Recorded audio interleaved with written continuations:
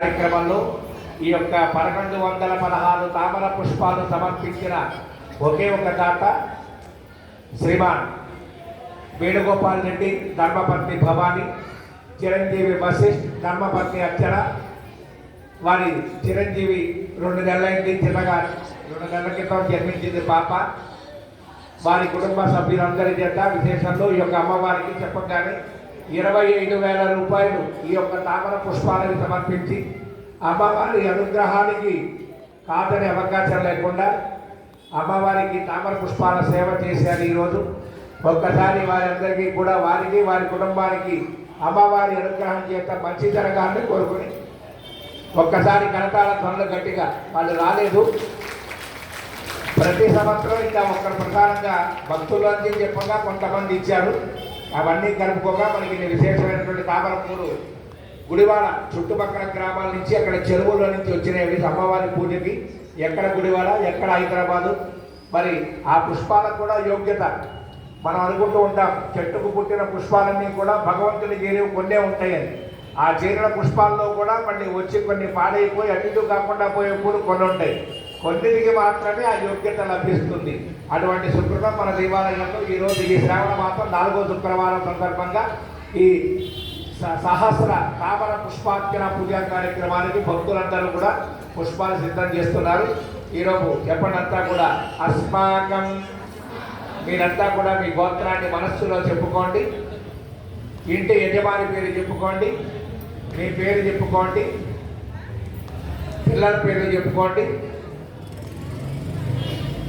చెప్పండి. సహకుటుంబానాం సపుత్రాం పుత్రికాం వర్గాణాం క్షేమాం స్థైర్యం ధైర్యం విజయం అభయం ఆయుః ఆరోగ్యం ఐశ్వర్యం అభివృద్ధి సిద్ధ్యర్థం ధర్మార్థం కామమోక్షం చతుర్విధ ఫలపురుషార్థం సిద్ధ్యర్థం మమ గృహే ధనకనక వస్తువాహన ధేనుకాంచన పుత్ర పౌత్ర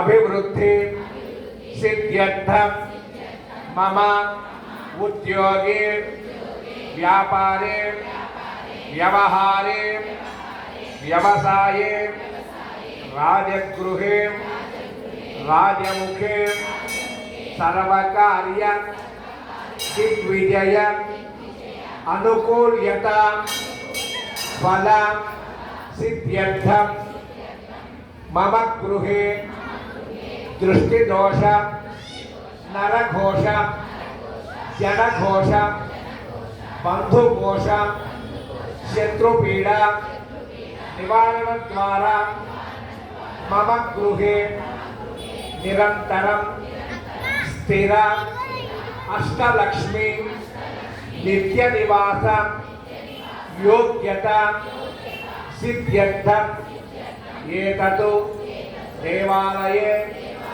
శ్రావణమాసే చతుర్థ భృగువాసరే. శుక్రవారాన్ని సంస్కృతంలో భృగువారము అంటారు. ఇది కొత్తగా ఏ పేరు అనుకోవాల్సిన పని, అనాదిగా ఉన్న పేరు.